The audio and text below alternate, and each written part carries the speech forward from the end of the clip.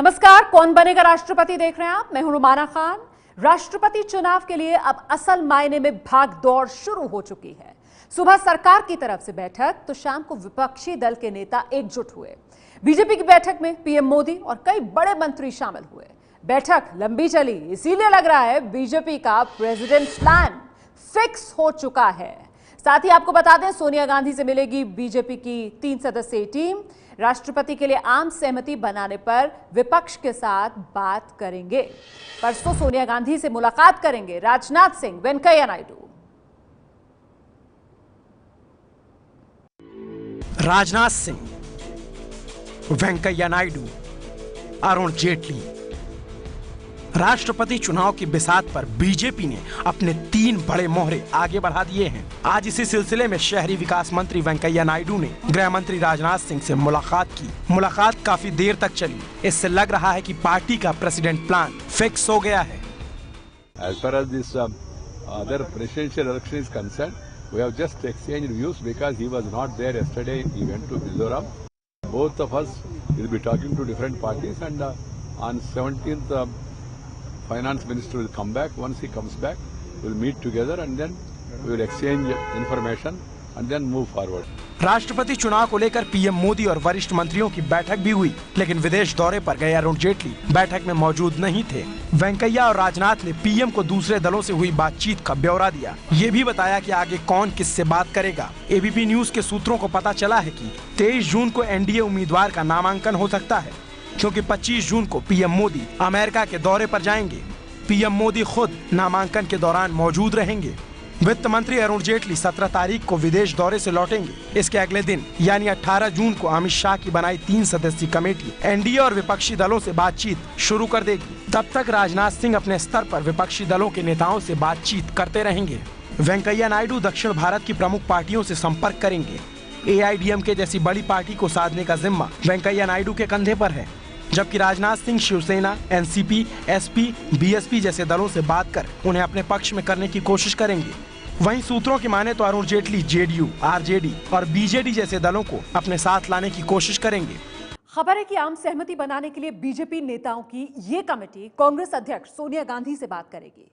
वेंकैया नायडू, राजनाथ सिंह शुक्रवार को सोनिया गांधी और सीताराम येचुरी से भी चर्चा करेंगे। राजनाथ सिंह टीएमसी नेताओं से बात करेंगे। बीएसपी सहित कुछ और विपक्षी पार्टियों से वेंकैया नायडू की बात भी हो गई है। बीजेपी का दावा है कि विपक्ष की 17 पार्टियों में से कुछ पार्टियां राष्ट्रपति चुनाव को लेकर बीजेपी के संपर्क में हैं। बीजेपी एआईडीएमके के दोनों धड़ों का समर्थन मिलने का दावा भी कर रही है।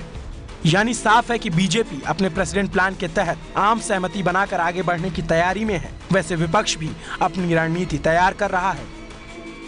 इस बीच पार्टी के सांसद शत्रुघ्न सिन्हा ने बीजेपी के वरिष्ठ नेता लालकृष्ण आडवाणी को राष्ट्रपति बनाने की मांग की है। शत्रुघ्न सिन्हा ने ट्विटर पर लिखा है कि आडवाणी जी आज की परिस्थिति में राष्ट्रपति पद के लिए देश की पहली और आखिरी पसंद हैं। आडवाणी जी राष्ट्रपति पद के लिए सबसे योग्य उम्मीदवार है। मैं देश के लोगों से अपील करता हूं कि वो अपने विचारों के साथ आगे आएं और आडवाणी जी का समर्थन करें। हालांकि बीजेपी के विचार शत्रुघ्न सिन्हा से बिल्कुल नहीं मिलते। ये शत्रुघ्न सिन्हा जी की राय है। पार्टी ने एक समिति बनाई है और वो समिति विभिन्न पार्टियों से मशविरा करके अगर कहीं कोई मतैक्य होगा तो कैंडिडेट डिसाइड करेंगे। तो पार्टी सोच समझ करके करेगी। मुझे पूरा विश्वास है कि जो भी निर्णय पार्टी का होगा बिल्कुल संतुलित होगा, सोच समझ करके होगा। अगर कंसेंसस हो तो और भी अच्छा है विभिन्न पार्टियों में, अगर नहीं हो तो हमारा कैंडिडेट तो इन केस हमारा ही होगा। सूत्रों की माने तो अमित शाह ने नाम तय कर लिया है और उसी नाम पर सहमति बनाने की कोशिश की जा रही है। हालांकि पीएम मोदी से औपचारिक चर्चा के बाद ही नाम का ऐलान होगा। तो बीजेपी का प्लान फिक्स होने लगा है और शाम को कांग्रेस के नेता गुलाम नबी आजाद के घर पर विपक्ष की बड़ी बैठक हुई है। विपक्ष की बैठक में कई बड़े नेता शामिल हुए, लेकिन केजरीवाल की पार्टी का कोई नेता इस बैठक में शामिल नहीं हुआ। और खबर देखिए ये मिल रही है कि विपक्ष में केजरीवाल की नो एंट्री है।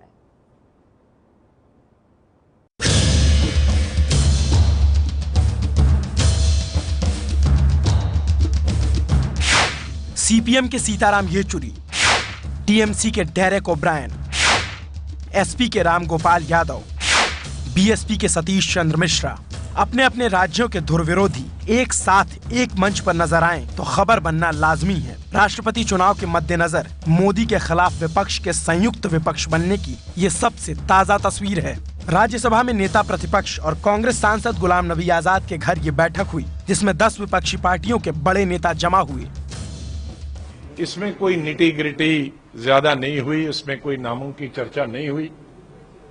अलबत्ता ये हम आपस में बात कर रहे थे कि बीच में एक डेवलपमेंट हुई कि रूलिंग पार्टी ने 3 आदमियों का ग्रुप बनाया, जो पेपरों में आया, और कहा कि ये विपक्ष के नेताओं और विपक्ष की दलों से बात करेगा। तो ये प्रक्रिया भी उनकी तरफ से शुरू हुई है। उन्होंने, रूलिंग पार्टी ने अपोजिशन के नेताओं को कांटेक्ट शुरू कर दिया है। राष्ट्रपति चुनाव को ध्यान में रखकर हुई इस अहम बैठक में लालू यादव, शरद यादव, एनसीपी के प्रफुल्ल पटेल समेत कई बड़े विपक्षी नेता दिखाई दिए, लेकिन बड़े विपक्ष के तौर पर उभर रही केजरीवाल की पार्टी का कोई भी नेता इस अहम बैठक में नहीं दिखा। इसकी वजह है कि कांग्रेस नहीं चाहती कि केजरीवाल की पार्टी संयुक्त विपक्ष का हिस्सा बने। सूत्रों की माने तो कांग्रेस ने संयुक्त विपक्ष में केजरीवाल के आने का कड़ा विरोध किया है। एनसीपी समेत विपक्षी पार्टियों को भी केजरीवाल के नाम से ऐतराज है, जबकि केजरीवाल की पार्टी संयुक्त विपक्ष का हिस्सा बनना चाहती है। हाल ही में अरविंद केजरीवाल की शरद यादव से मुलाकात हुई। वो ममता बनर्जी और सीताराम येचुरी से पहले ही मिल चुके हैं, लेकिन कांग्रेस उन्हें विपक्ष में किसी भी कीमत पर शामिल नहीं करना चाहती। ऐसा क्यों हो रहा है, ये पूछने पर दिल्ली के डिप्टी सीएम मनीष सिसोदिया ने बात को टाल दिया। ये तो वही बताएं क्या होना है। Thank you. आम आदमी पार्टी के गठन के दौरान विपक्षी पार्टियों और नेताओं पर केजरीवाल ने काफी तीखे हमले किए थे। यही वजह है कि कांग्रेस फिलहाल आपका विरोध कर रही है। सूत्रों के मुताबिक कांग्रेस का मानना है कि बीजेपी के हमले से बचने के लिए आम आदमी पार्टी संयुक्त विपक्ष में शामिल होने की कोशिश कर रही है और इसे रोकना ही ठीक होगा। संवाददाता आशीष सिंह की रिपोर्ट। तो विपक्ष की ये बड़ी बैठक जिसमें अरविंद केजरीवाल के लिए नो एंट्री, और इस बैठक के बाद हमारे संवाददाता प्रशांत ने एनसीपी के नेता प्रफुल्ल पटेल से बात की है। प्रफुल्ल पटेल की आज ही बीजेपी नेता वेंकैया नायडू से भी बात हुई है। आज प्रेसिडेंट चुनाव को लेकर अपोजिशन पार्टीज की कमेटी की बैठक हुई है, उसमें प्रफुल्ल पटेल भी थे एनसीपी से। आपसे बात हुई है वेंकैया नायडू की, क्या उन्होंने कहा और आपने उनको क्या कहा? देखिए, वेंकैया नायडू जी का आज फ़ोन था और उन्होंने कहा कि सरकार की ओर से वे शरद पवार जी और एनसीपी के साथ बात करना चाहेंगे और संभावित उम्मीदवार या जो भी कुछ उन्होंने सोचा होगा वो तो जब मीटिंग होगी तभी मालूम पड़ेगा। पिछली मीटिंग में पवार साहब ने जब सब अपोजिशन लीडर्स मिले थे तो कहा था कि भाई सरकार की ओर से प्रस्ताव आने दीजिए, कुछ अगर वो कंसेंसस बनाने की बात करते होंगे, कोशिश करते होंगे तो हम उसका इंतज़ार करें, उसके पहले कोई जल्दबाजी में निर्णय न करें। तो आज उन्होंने फ़ोन किया है, तो अब हम देखते हैं आगे वो क्या कहते हैं, उसके बाद में हम आगे की अपनी बात और प्रतिक्रिया दे सकेंगे। नहीं, राष्ट्रपति चुनाव को लेकर आप लोगों की पहल पहले शुरू हुई है, तो आपको लगता है कि अब चूंकि सरकार भी यार इस कोई कंसेंसस पॉसिबल है? क्योंकि कई पार्टियों का कहना है कि अगर ऐसा कैंडिडेट देते हैं वो कि आरएसएस बैकग्राउंड से हो या कुछ पर्टिकुलर उससे, तो वो मुश्किल है। देखिए, नाम आने तक कोई उसके ऊपर चर्चा टिप्पणी करना योग्य नहीं है। पहले नाम तो आने दीजिए, सरकार का क्या कहना है, क्या उनके विचार है, सुने, उसके बाद में प्रतिक्रिया देना। शरद पवार इसमें है? नहीं, शरद पवार जी कोई राष्ट्रपति के उम्मीदवार नहीं है। बहुत शुक्रिया।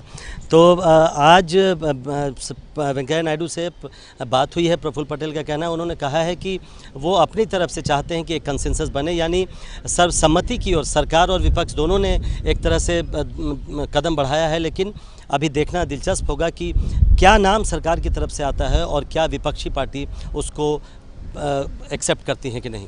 कैमरामैन मनोज कुमार के साथ प्रशांत, एबीपी न्यूज़, दिल्ली।